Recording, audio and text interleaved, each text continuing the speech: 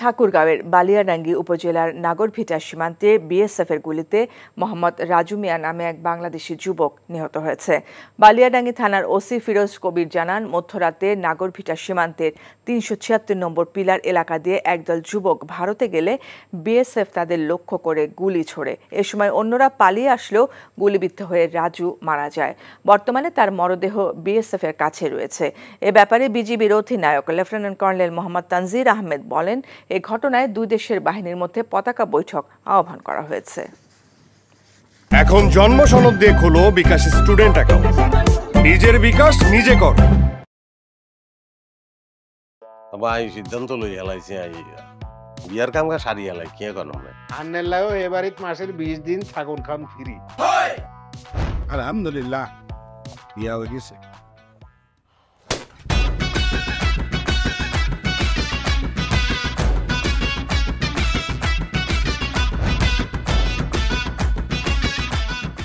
জীবনে কোনোদিন হুইনছেন লাউ আর কচু লই পোলার হইর বাড়িত কেউ গেছে? আর কথার বাইরে যদি এক পা আপনি যান, আই আন্নেরে সুজা তালাক দি দিমু, বুঝছেন নি? ভাইয়া কিছু টিয়া পয়সা দেন। কামড় দে আরে খাই পেলা, লবণ দিয়ে আরে খাই পেলা। আই চাই না আর জামাই ঘর জামাই থাক, আন্নে আমারে আন্নেকো বাড়িতে লই চলেন। হায় আল্লাহ রে, কাশেম কাশেম আমনেরে বহায় বহায় খাওয়াইতে পারতাম না, আন্নে কাম করি খান। এরে কাম করছি নি খেতে কোনোদিন নাই। আচ্ছা আর জীবনটা লই তুই এরকম চিনিমিনি কিল্লেই কিল্লি। তুই কি আর হোলারে বিয়ের দি ওর বাড়িতে আড়াইছ না জেলখানা ঢুকেছিস? অন আরে তো ওই বাড়িতে একবার যাইতে হতো না, কিনলে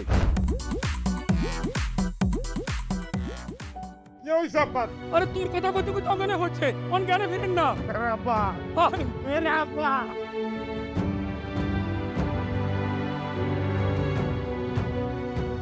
ওরে আর ডঙ্গের কথা রে, আমরা বলি স্বামী স্ত্রী, শুনেন আন্নে আর কাগজের স্বামী, মনে প্রাণে ন।